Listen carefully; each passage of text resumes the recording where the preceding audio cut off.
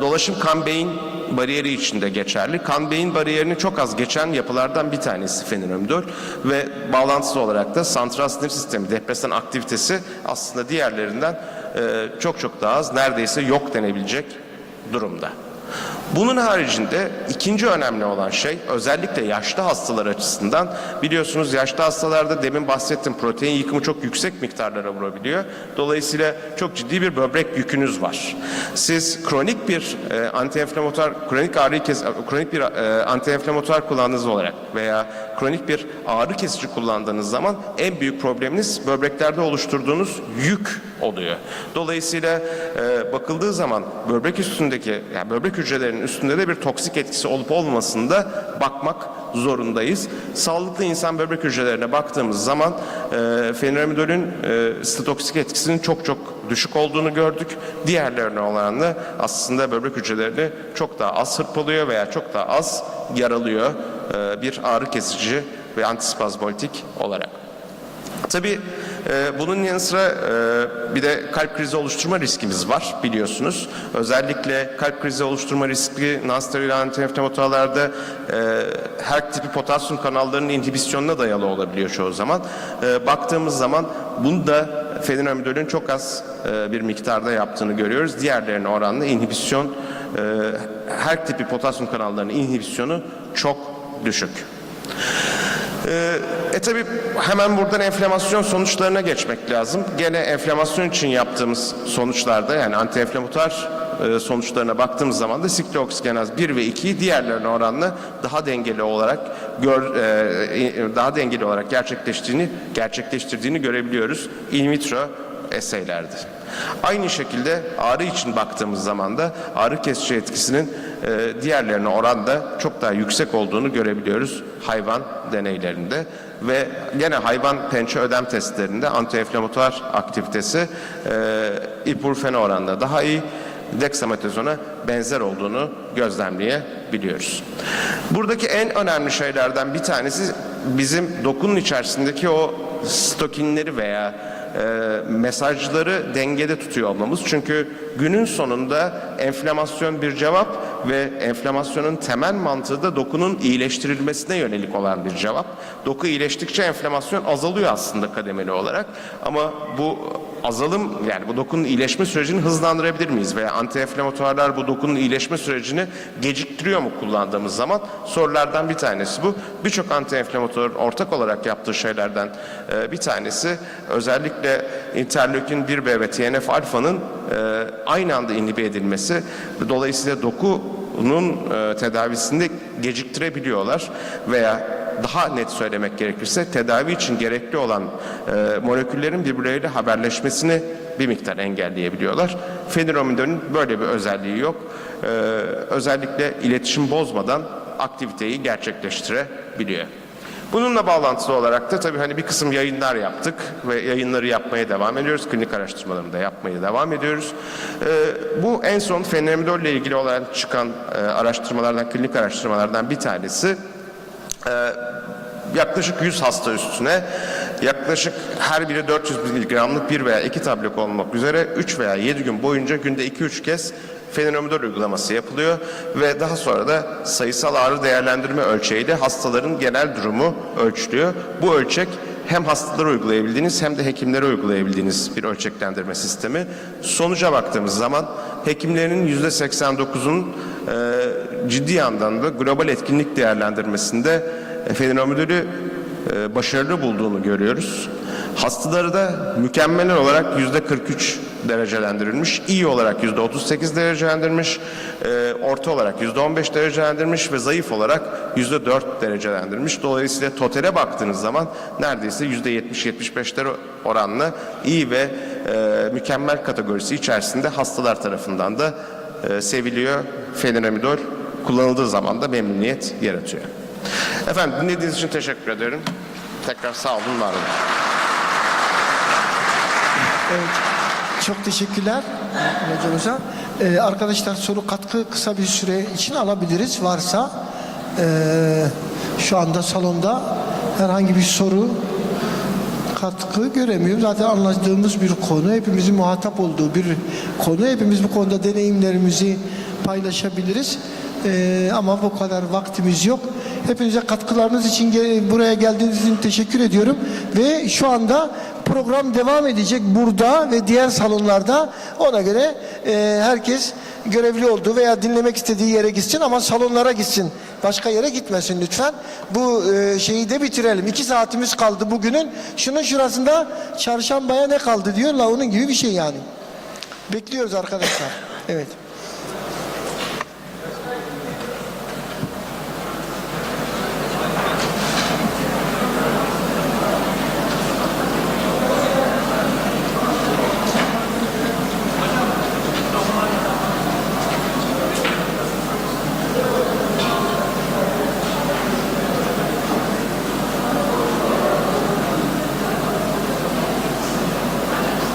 Globulins also decreases. I don't want to go into the deeper in depth into the immunological aspects of the immunosenescence, but to categorize, we can summarize the issue in that context. Okay. So this 20 minutes over. I'm fine. It's 1 minute. So according to the study of Dr. Yahal, it's an meta-analysis. They have shown that when we look at the fever in the elderly population, the median of the fever in these studies is 77%, which means 1/4 of the patient population cannot mount fever response in the elderly. The second one, in some of the studies, it was noted that when the patient is getting elder, compared to young elders, fever response is coming less. The fourth issue, when we look at the hypothermia, which means the detection of human body temperature below 35 Celsius degrees, approximately in 2% of the patient population in the elderly, hypothermia is obvious. And one of these studies published in Journal of American Geriatric Society journal, they have noted that when the patient admitted to the hospital with central line, with previous surgery, with gastroenterostomy, with urinary incontinence, or if the patient has an expectation to die within 3 months, or if the patient is obese or male, then the bacteremia is likely in this group. This is an historical, record. Sir William Osler, in his internal medicine textbook, previously noted that pneumonia can be defined as captain of the men of death, because at that time, in the colder seasons, everybody has a potential to acquire pneumonia, community-acquired pneumonia. And according to our study, we have recreated the data from the historical records of the Turkish General Staff Headquarters. We have seen that the basic aim of this study was to analyze the natural courses of the infections in the absence of antibiotics.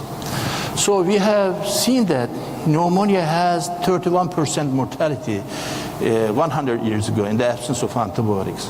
So most likely to be the bacteremic form at the ultimate stage, community-acquired pneumonia is a significant issue compared to other types of infections which are most likely to be related to the compromised infrastructure in the countries, earthquakes, war times, etc. But pneumonia is an endemic disease and can be seen in colder seasons. So pneumonia is a critical issue which is reflected with other studies which shows as respiratory system as the main sources of bacteremia. So I'm finalizing. And this is the nosocomial bloodstream infection agents in the elderly population. They have included fungi too. But gram-positive bacteria are slightly less than gram-negative bacteria in this group. And, advanced age, presence of intravenous catheters and being bedridden are the major parameters that result in the bacteremic courses. Finally, this is my last slide. In the rational management of bacteremias, first, the microbiological diagnosis is excessively important because no antimicrobial the therapeutic modality is reliable in our age. Anytime we can see a drug-resistant microorganism that the antibiotic we have provided is not working on. And the second issue is infection control and prevention. This is the basic issue to prevent the dissemination of problematic microorganisms from one patient to other patient. And the third one is the source control. Time to time we have in the management of problematic infections, we have real problems in that context. And the last one of the most important point of view is to integrate local data to our therapeutic recommendations. Because most of the time the international guidelines uses their local epidemiology. If you are following an American guideline, they are using American epidemiology. So to optimize therapy and the optimization of management, anti-infective management of the patient, we should integrate our local data into our therapeutic recommendations. Thank you very much.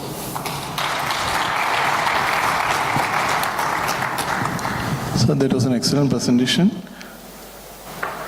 I think we'll take the questions in the open session. We'd like to go for the next speaker. That's Dr. Mohammed Hanif. He'll be speaking on geriatric emergencies and its unique challenges in an ED.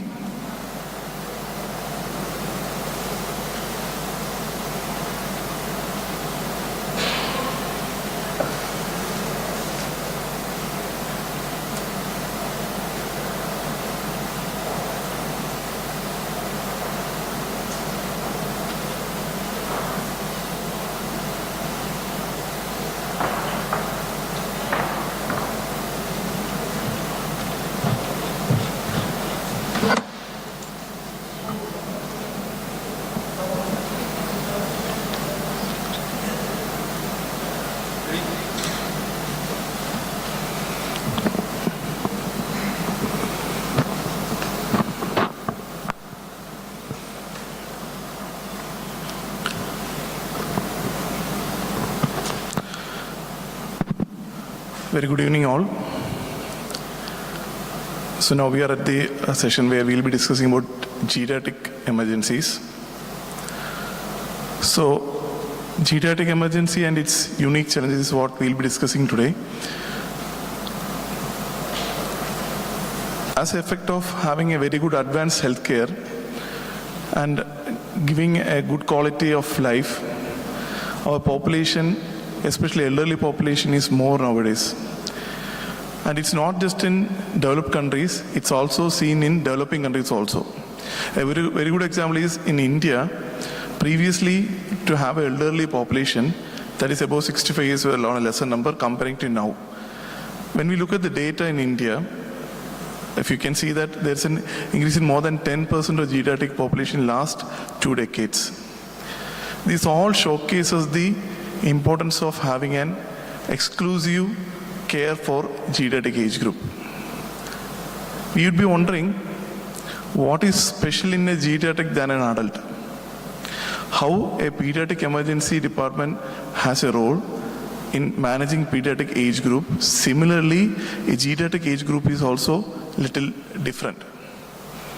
Their problems are different from an adult. So what is a geriatric age group? If you look at WHO's definition, it says when you're more than 65 years, that age is considered as a geriatric age. So we'll be discussing about certain unique aspects of geriatric age. What are their challenges? You'd be wondering, what is the importance of a geriatric age group? There's a specialty called as geriatricians are there to take care of it. But when you look at the data of any emergency department across the globe, you can see that nearly 40 to 50% of our patients are from the geriatric age group. Yes, we do get a lot of younger age group, but still, if you look at the data across the globe, not just, I have a couple of data from India, but still, if you look across the globe, we have a very good number of population who falls in the geriatric age group. It's very much depicted in the picture here. You can see the age group is more than 30%, especially in most of the countries across the globe. In certain countries, it's more than 30%. So the population is growing and it's even expected to grow more by 2050. So the amount of geriatric patients we are going to handle is going to increase a lot. So let's see what are the unique challenges in this age. So in the demographics, if you look at the demographic, nearly in the United States itself, the population is expected to double by 2060. And 12 to 24% increase in the geriatric emergency patients is estimated in both developed and developing countries.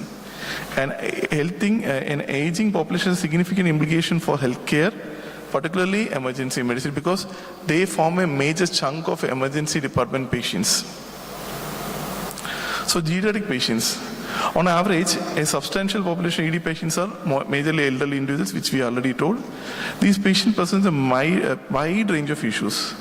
They need specialized care due to their age-related changes and comorbidities. So like how a pediatric age group requires a special area for care, a geriatric age group also requires a special area of care and special policies, protocols, and their unique challenges has to be addressed. So this is a distribution of clinical symptoms or complaints with which the patient comes to an ED in India. So it is based on a study that we can see the most common complaint is highest percentage presenting is 13% with shortness of breath. The most of the patients, elderly patients come to emergency in ED, they presented with shortness of breath. And second highest was angina. And the third highest was having a non-specific chest pain and upper GA bleed, and other major distribution of non-specific complaints. So this non-specific complaints in the elderly population, especially they always have a fear of having some issues, so they come to ED very often, even with certain non-specific symptoms also. All this adds to the burden of emergency physician in order to take care of them. So like how it is very demanding for a pediatric population, geriatric population also at times is very demanding. Their relatives will be there, their kids will be there. They'll be asking a lot of questions what's happened. So I think it's like how now you can relate how in a pediatric population comes, the parents are very much concerned. The same way the geriatric patient comes inside, their relatives also very much concerned about their father, grandfather, XYZ. So in this age we can see is like there's adequate amount of trauma and also poisoning, some bites and urinary tract infection, and also malignancies and psychiatric illness. All these contribute to us to think and develop a unique area or unique way of approaching these patients. The geriatric patients pose a unique challenge for healthcare with the following issues. Like one is cognitive impairment. So in most of the patients, because of their cognitive issues, it will be very difficult to take proper medical history. The patient might have come in and unresponsive. You need to ask, because many times they'll be staying alone. It's very difficult to take history and ask what happened to your parents. They said, we found him unresponsive. He was found unresponsive. He's not talking now. He's not moving his leg. What happened? Nobody knows. So that puts us in a very difficult situation to make a diagnosis or evaluation. Communication, especially hearing issues. So when the patient comes inside, that makes you cannot just talk to them like that. So maybe you have to be a little louder. So you don't understand, because you'll be asking questions, they won't be responding back to you. So this puts you in a lot of, all these, you might be a routine thing, it's an adult patient, you'll be asking, you'll be answering, and you'll be giving wrong answers. He might be having some mild delirium. So all this puts us in a lot of difficult situations. So that's why we have to understand this is a special age group where we have to focus on these issues, keep them in mind while approaching these patients. And frailty also very important. Most of the elderly patients, psychology research and response to stresses are very low. So they may get immediately agitated, irritated. So you should be very, compassionate in approaching these patients. So if you come in pediatric also, similarly we do. We try to be very compassionate with the child. We try to understand from the parents what the issues are. So similar way, in geriatric age group also a lot of challenges are there. So a comprehensive clinical assessment is very important in these patients. It's because first of all, we know that because of their cognitive issues, we won't be able to communicate with them properly. Comorbidities and also frailty, it will be difficult to elicit all clinical history exactly and get an information what we need specifically for our clinical assessment. So there comes an important tool which we use, is called 4Ms, which is based on mobility, medication, mind, and most matters and goals and values. A geriatric focus history and physical examination is essential for accurate diagnosis and treatment. So here comes the 4M screening tool. First is mentation. Confusion assessment method score or CAM score can be used, where you can ask questions to the patient and see whether he's having a proper response to the answers. We'll be discussing about it later. In mobility, ask for mobility, whether there was a fall within the last 3 months. Because many times they will come and tell, my father is not moving his leg from today morning. So you'll be asking what happened. I don't know, nothing, everything was fine. Today morning he is not moving. But there might be history of fall which went unnoticed, or the caretaker was not, experienced enough to appreciate that. Use of walkers, cane or mobility devices, and currently feeling dizzy or faint, currently on any fall precaution, because he has a high risk of fall. Because many times patients have a small trivial falls which translate into fractures or bedridden, and they come to us. So if any fall precaution is advised, it means that he has already in a risk, patient is a risk for getting injury due to fall. And completion of fall risk education, time up and go test has to be done. And if there is answer to any of these questions, there is an abnormal time up and go test, it means that there is affected the mobility. Then medication. Medication is also very important, because one of the unique challenges of geriatric population is polypharmacy. They'll have multiple comorbidities, multiple clinical issues. They'll be on multiple drugs. So you should have a proper idea of what current medication that have, and recommendations is based on AGS base criteria that we'll be discussing soon. And if that is done, then a positive medication scheme is done. What matters is, is there any advanced directive or living will? Like the patient is telling, okay, if he's in a cardiac arrest, please do not resuscitate, or anything else. Who should make decision for him when he is critically ill? Because when these patients come, they are not in a position to make a decision for themselves. So we should find out who can make a decision. Is it a son, wife, or his relative, or his friend, or his attorney, who has to make a decision for his clinical management? Another reason for geriatric referral, and that has to be taken into account. So this is how a geriatric patient's workflow has to be established in an ED. The patient arrives, the patient is done triaged by ED nurse, and the ED nurse puts in triage criteria where if it's more than 65 years, emergency severity index 1, 2, 3 or 4, that has to be done. And then the geriatric EM, that 4M assessment is done. And then as per that, the patient is admitted in an area, and current workup and diagnostics are done, specific checkups are done, disposition is planned. Our patient is given to a particular supporting system, in a public supporting system, who can take care of the patients even if the patient is discharged from the home. So social workers, all this has to be included. So it's a chain of event which has to be established. So this is a workflow which is being recommended, and what they say is each hospital or each country has their own way of handling their geriatric population. So we can adapt from this and establish a workflow in the system where the geriatric patient is followed up completely. So this is a distribution of geriatric patient in our in EDs in India. When we saw that nearly more than 60 years, in a year we had more than 3,153 male patients, and female patients are 2,246 patients. And we tried them on the base of ESI. Their level 1 patients were 891, level 2 was 1,583, level 3 was 2,148, and level 4 was 557, and level 5 was 221. And you can see level 3 and level 2 patients constituted the highest number of patients coming to our emergency department. Among these, nearly 21% of patients had ED admission, and 38% patients were discharged, and nearly 1.8% had expired or had a cardiac arrest or other clinical condition in emergency where they died in ED, and broader patients were 3.6%, and nearly 1.3% went against medical advice. So mostly these patients, if you look at them, 78% admission is to ward, so they had minor clinical, and more than 21% they are admitted in intensive care unit. So the falls in elderly, when you look at the risk of falls in elderly, it's more in, it's 1.56 times more in females than males. And the most common cause is faintness, dizziness, and low blood pressure and muscle weakness in legs. So there are intrinsic factors and external factors. If you look at the external factors, slippery fall, tripping, and uneven surface collision and falling in downstairs is the most common way of presenting in ED.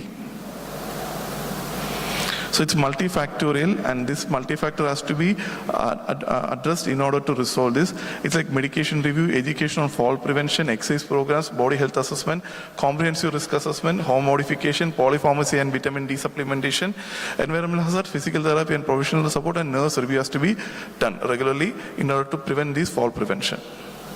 So delirium is another major issue faced by the patient. Delirium is an acute fluctuating change in the mental status. So this has to be done in 2 steps, where you have to do a first check for any altered consciousness. If it is present, then the delirium test is positive, and if it is negative, then ask for any question like, can you spell the word from backwards? If it is telling without any error, it means that EDS is mild error, its DTS is positive. If it is not, then DTS is negative. Then we can use a BCAM negative or no delirium algorithm. So medication polypharmacy is one of the most important challenges. So this can be addressed with AGS-based criteria. So AGS-based criteria is a very elaborate thing which we can have in our department when we are dealing with these elderly patients. So I'll not go into very much detail into that. So these are a couple of drugs which are recommended specifically to be avoided or not used.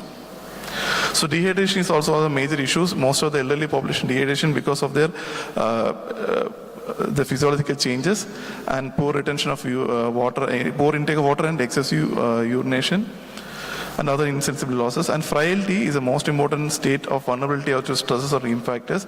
That is like aging, genetic, lifestyle and environmental diseases can cause frailty in elderly, which results in like weakness, weight loss and exhaustion and low activity and slower performance. And as a result of that, they may have false disability, dependency, surgery risk and death. So pain management, so you can see we can use appropriate analgesics for the patient based on this scale. So we can use severe, means you can use opiates, moderate means you can use NSAIDs, mild also NSAIDs like acetaminophen, and muscle relaxant and other things can be used accordingly to the severity of the pain. But in geriatric age group, we should follow the base criteria and only use the following drugs which are highly recommended like amitriptyline, ketorolac and other drugs, and certain drugs has to be avoided. Another most important challenge is having pressure ulcers and skin care, which we many times tend to miss because especially these are on the dependent areas like ear, shoulder, elbow, hip and thighs. Whenever a geriatric patient comes, especially from a home setup, is bedridden, please always check for any pressure ulcers or bed sores. So this is geriatric syndrome. Geriatric syndrome is where in the geriatric age group multiple issues come in like pneumonia, diabetes, renal dysfunction, cardiac ischemic cardiac diseases, dementia, depressive disorders. So this is a very complex condition seen in most of the geriatric age group. End of life care. So managing symptoms, patient wishes, spiritual well-being, asking if there is any need for any continuing care. Patient and family has to be counseled adequately. Breaking the bad news is a very important step in ED. If a death happens, emotional support and legal issues like any DNA, DNR or who has to make decision, etc. And after that, what has to be done. Geriatric emergency guidelines. So this is how a geriatric emergency system should be set in, and this is based on the GED guidelines by the ASAP.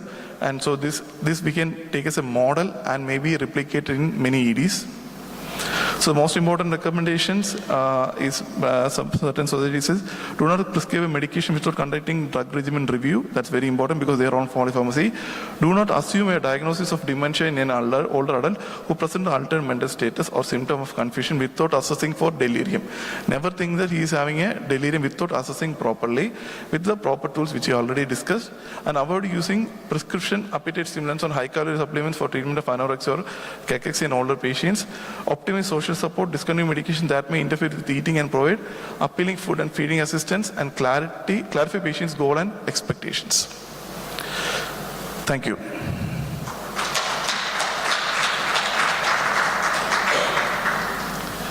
Next, I would like to invite Dr. Rahul Balasubramaniam for delivering a geriatric analysis here.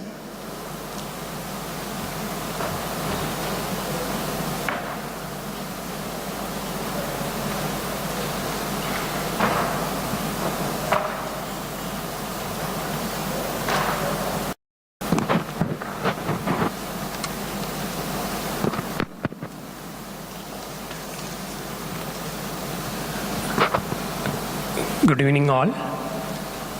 I would like to thank Team Vasim and EPAT for giving me the opportunity to talk on the topic analgesia in elderly. So pain is considered as a sixth vital, and as a result, we need to address analgesia. As the overview, we are going to discuss the topic starting with prevalence and types of pain in elderly.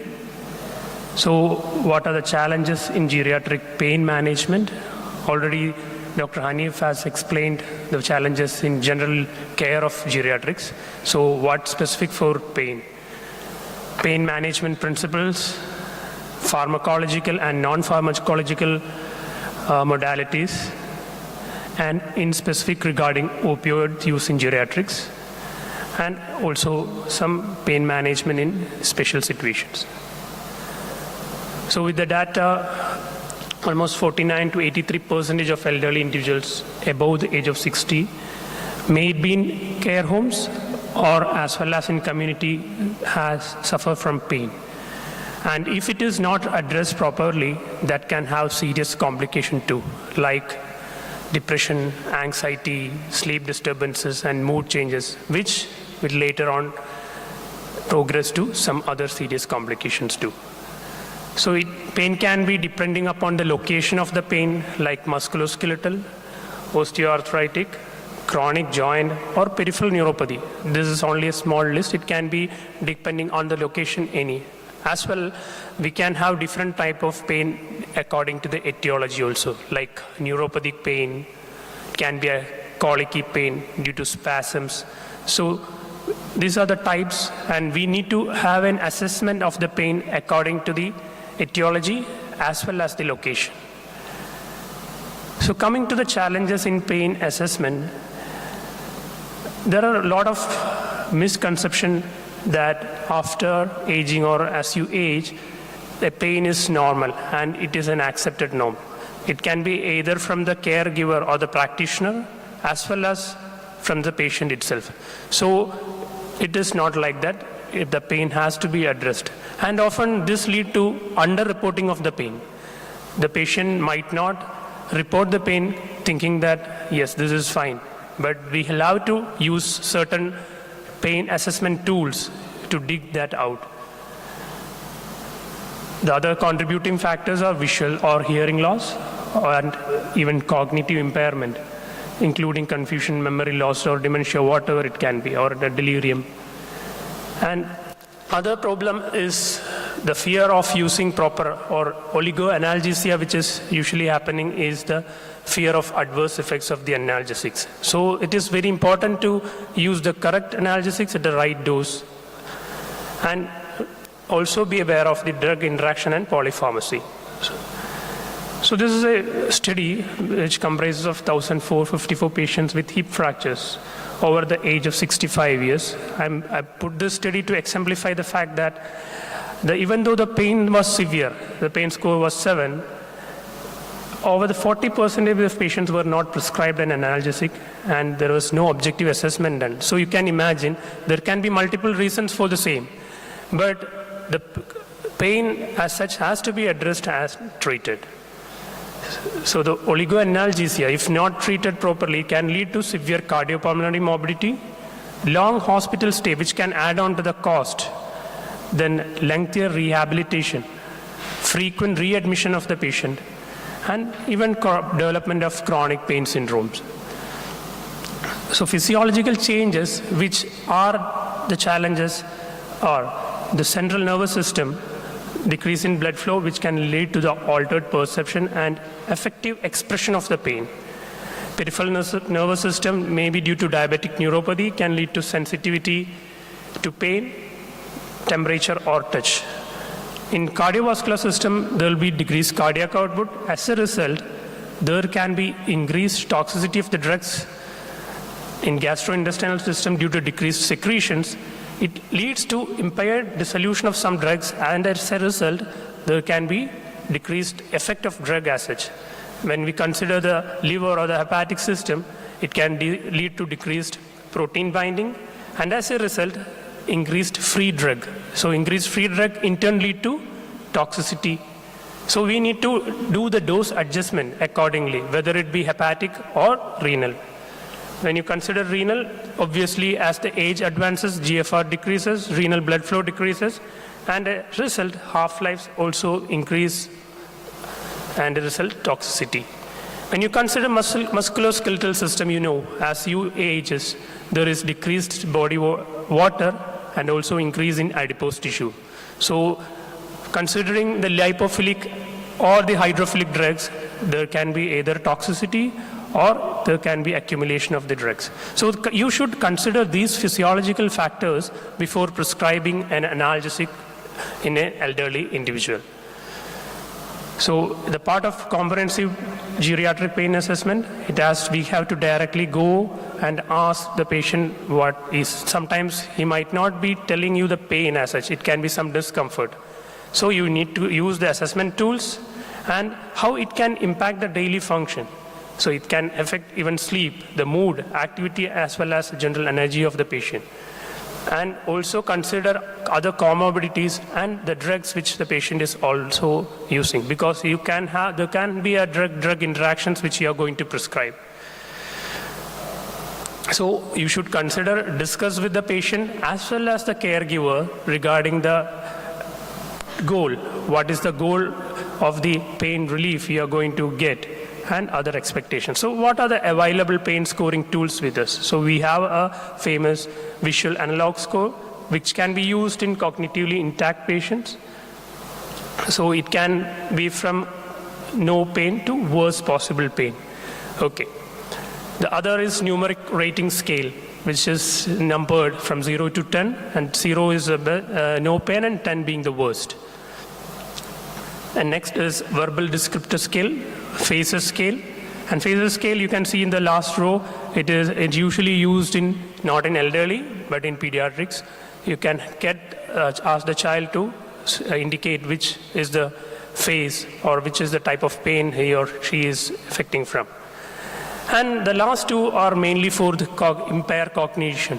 So Dolopus 2 is used for impaired cognition individuals, and visual scales and assistive hearing devices can be used for assessing the pain in case of visual and hearing impairment. So this is all numeric rating scale, verbal descriptor scale, or the facial pain scale are all unidimensional approach. But most often in elderly, we can't stick onto a single dimensional pain assessment. We need to approach it multidimensionally, and for that McGill's pain questionnaire is a good tool which we can use, which indicates the pain location, temporal qualities, sensitivity to change. But it is not recommended for use in illiterate or cognitively impaired individual. For that, the option would be pain aid, which is used in dementia and non-communicative patient. Okay. So our aim is not to attain a zero pain. It is a practically a pain decrease or a accepted decrease in pain. And in the background of opioid epidemic and the adverse effects, we need to have some other options also, other than the pharmacological options. So we will aim for a balanced analgesia. So you can see the basic pain pathway, which starts from the peripheral receptors, going to the spinal cord via myelinated and unmyelinated fibers to the dorsal column, and then to the central pain centers. So here, in the pathway, you can have both pharmacological as well as non-pharmacological options. And this is the changing landscape in pain management. The ladder pattern has been changed. Previously it was 3 from mild, moderate, and severe.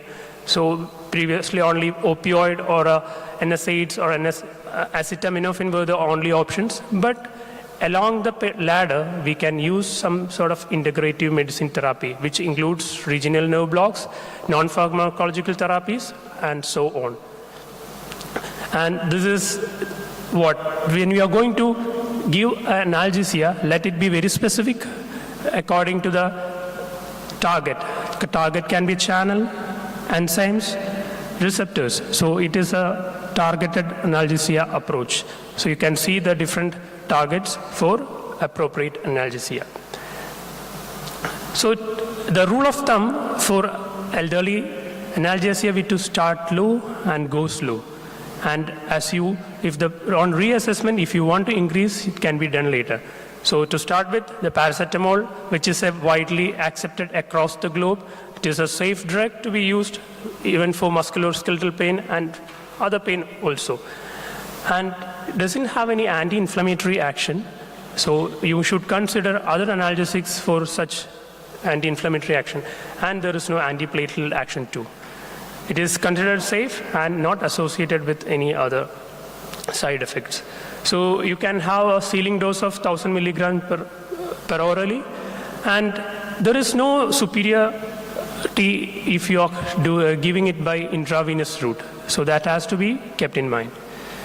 So when you talk about NSAIDs and selective COX-2 inhibitors, it should be started at low dose and should be for the shortest period and reviewed on regular basis because it can have renal, GI bleeding, lot of complications. So GI bleeding can be dose dependent. It can be depending upon the duration as well as the age. And if you are going to take it along with some antiplatelets, it is going to increase the risk of GI bleed. And apart from that, if you are using it with a selective COX-2 inhibitor, you are not going to get the advantage of GI safety. And it's going to worsen your chronic kidney failure if used with diuretic as well as AC inhibitors. As you all know, it can increase water and sodium retention, edema, worsening of congestive cardiac failure. And COX-2 inhibitors are contraindicated in established ischemic heart disease and CVD. When coming to opioids, it's efficient in short-term persistent musculoskeletal pain as well as various neuropathic pain.